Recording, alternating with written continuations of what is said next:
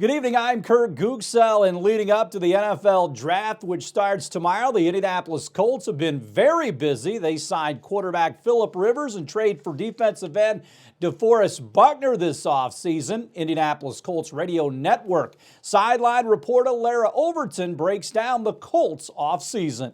First and foremost, I think it's fun because so often over the past two seasons, we'd heard so much about Chris Ballard being so conservative in free agency, right? And not spending big on big people. And then he goes out and has this kind of 1-2 punch, right? With bringing in Rivers and DeForest. And the thing about the way that Chris approached this so methodically is that I'm not going to go get a big splash guy just to get a splash guy. We're going to wait and make these moves that are the right guys and the right fit for this organization. I think that it was such a logical step. We heard the rumors swirling for weeks about Phillip Rivers because for the first time in his career, he's a free agent, right? I mean, a guy who's played his entire NFL career for the Chargers. So an unusual scenario for him. And it made sense to have those conversations of, what would this Colts offense look like when you have a guy who can step in and essentially know the system, because he had 3 years with Frank Reich, 5 years with Nick Sirianni, a few seasons as well with our tight ends coach, Jason Michael. So it really just kind of all fell into place so well. And when you hear the respect and the admiration that Coach Reich has for Phillip and that he considers him truly an elite quarterback, despite the fact that his numbers were down last year and, threw more picks than what he would have liked to. He's acknowledging of those things. But I think it's evident that even aside from the rapport that he has, what we've seen Phillip Rivers do, there's plenty of tread on those tires. He has a hunger to still be competitive in this league. He's just a season removed from having one of the best years of his career. And when you continue to see a guy like a Drew Brees or a Tom Brady, I mean, think about what Drew Brees did when he left the Chargers and went to New Orleans. So I think that there's a lot of promise there in terms of what the potential is for this offense with Phillip Rivers, especially when you look at the weapons that there are in this offense and likely will be more of in terms of how they approach the draft and the assets that they build around Phillip Rivers.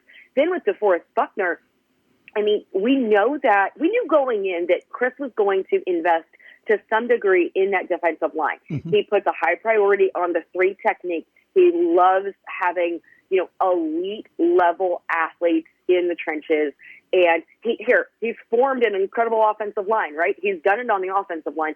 Now we kind of had to do it with the defensive line. And he made the move a year ago for Justin Houston. Now compiling more assets around that, especially when you look at how Matt Eberflus likes to lead this defense. So the other encouraging thing for me was, of course, DeForest is a Pro Bowler in his own right, but what I also like about what he brings is he played in a Super Bowl. He knows what it takes to take a team through a playoff run and what it takes to get to that level of contending for an NFL championship. So the effects that can have, the impact that can have on a locker room, accompanied to that is Sheldon Day, hometown kid who's coming back to Indianapolis, who also played in all of the 49ers playoff games. He's coming in as well. I think that has a really positive, infectious impact on a locker room to see guys who have been at that level, know what it takes, and then can tell the rest of the guys, hey, it's not that far removed that I was there playing for a Lombardi. This is what we're going to have to do to make it happen. And something that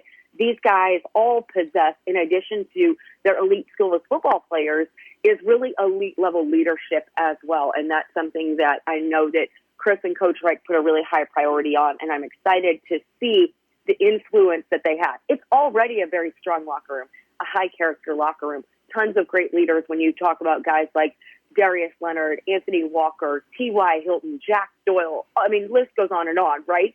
And so when you build these other pieces around them, it's really going to strengthen what they have going into the 2020 season. More from Lara Overton tomorrow, previewing what the Colts might do at the start of the draft. In a span of 9 months, Lamar Jackson out of Louisville went from being the 24th rated quarterback in Madden to the new face of the popular video game. Jackson, the reigning NFL MVP, made the surprise announcement yesterday that he will be on the cover of Madden NFL 21.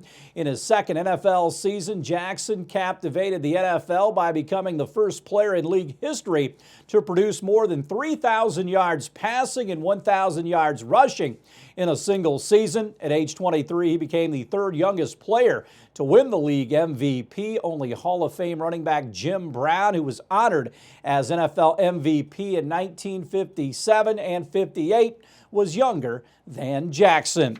In basketball, Ball State guard K.J. Walton returned for his sixth collegiate season after receiving a waiver from the NCAA and approval from the Mid-American Conference. The former Missouri player sat out the 2017-18 season because of college basketball's transfer rule and played just 10 games last season because of an ankle injury that required surgery.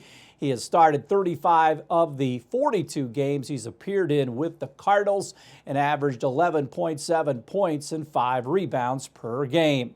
The NCAA has announced a pace of play guideline for instant replay officials to complete video reviews in less than 2 minutes of a college football game. Also, the Playing Rules Oversight Panel also approved the rules change, no longer requiring players to go to the locker room, after being penalized for targeting, although all other aspects of the rule discouraging above the shoulders contact remain the same.